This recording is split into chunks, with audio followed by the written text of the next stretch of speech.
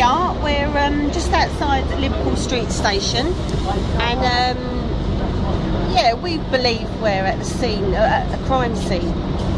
We're not far from RBS, we're not far from HSBC, and we know that these people have plundered the economy. We know that these people basically demanded a huge bailout from the public purse, and we've all paid.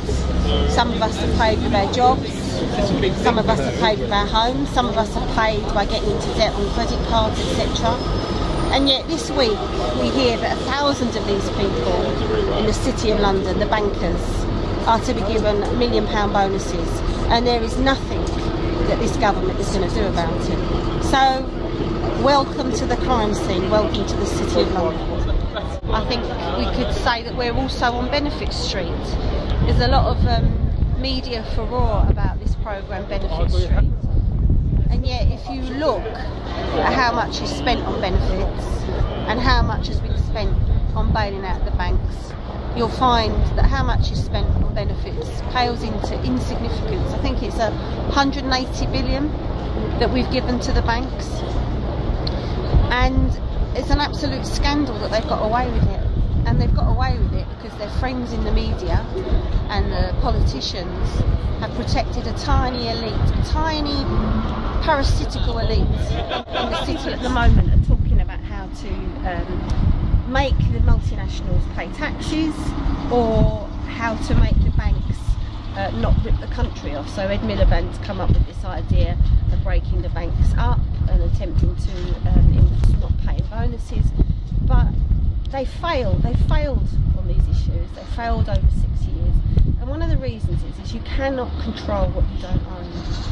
And in the Trade Unionist and Socialist coalition, we are raising the whole question of nationalisation. There are people out there that probably think the only option they've got is to vote Labour.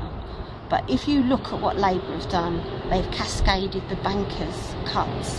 They passed on the cuts to their own working class communities like mine, where 700 jobs now have been cut for our local young people, where people like myself lost my job not at the hands of a Tory council but a Labour council. And this could be repeated up and down the country, and therefore the ideological block that exists, which is the Lib Lab Con, that we should pay for the crisis, has got to be broken.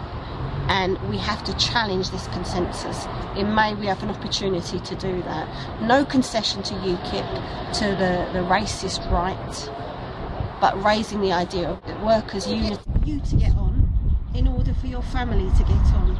We would suggest, rather than working 80 hours a week and doing everything that the boss asks of us, that we rediscover the ideas of the past and we retie the knot of history.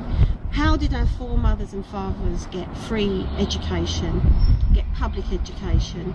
It was through struggling, through the trade unions and through the Socialist is looking to field over 600 candidates. This film is not just a description of perhaps your life, a reflection of what's going on, but is a blunt question to you to consider standing for the Trade Unionist and Socialist coalition.